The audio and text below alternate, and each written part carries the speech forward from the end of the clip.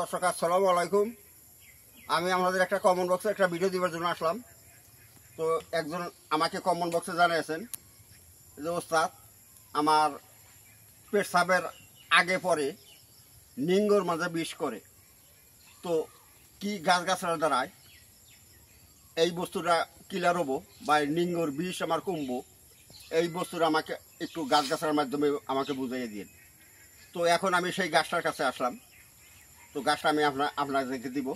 তো যা হোক, তার আগে আমার একটা কথা, যে আমার ভিডিওর মাঝে সাবস্ক্রাইব করছেন তার জন্য অনেক অনেক ধন্যবাদ। যে সাবস্ক্রাইব করেন নাই সে আমার ভিডিওর মাঝে সাবস্ক্রাইব করবেন, কেননা যখন আমি মূল্যবান ভিডিওগুলো দিব সবার আগে যাতে আপনার মোবাইলে যায়, এই আশা রেখে আমি আপনাদেরকে এই মূল্যবান ভিডিওগুলো দিচ্ছি। যে আমার ফেসবুকে দেখতেছেন আমার পেজটা ফলো রাখবেন, লাইক শেয়ার করবেন, এইটুকুই কথা।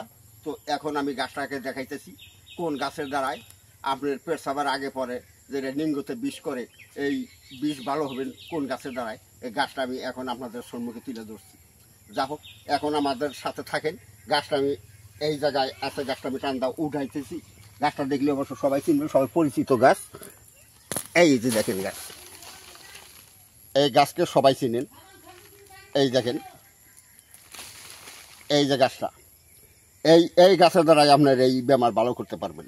এই দেখেন গাছটা ভালোভাবে চিনে নেন, এই গাছের দ্বারা আপনার এই বেমারটা ভালো করতে পারবেন।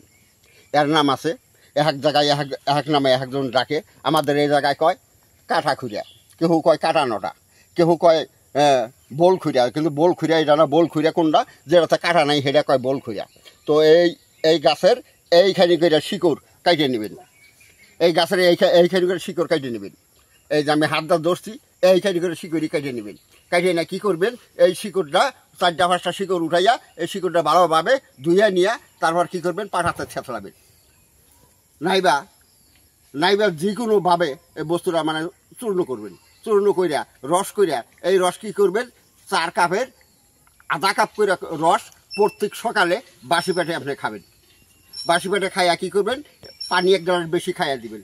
এইভাবে যখন আপনার কয়েকটা দিন খাবেন, দেখুন যে আস্তে আস্তে আপনার ওই বেমারের থেকে আপনার মুক্তি পাইছেন। আপনার ওই বেমার আর নাই, আপনার পেট সাপ ক্লিয়ার হয়েছে, আপনার পেট সাপ জাম ছাইড়া গেছে। যা হোক, আজকের মতো এই পর্যন্তই। আসসালামু আলাইকুম। হিন্দু বাবাজি নমস্কার, অন্যান্য জাতি আছেন আন্তরিক ধন্যবাদ।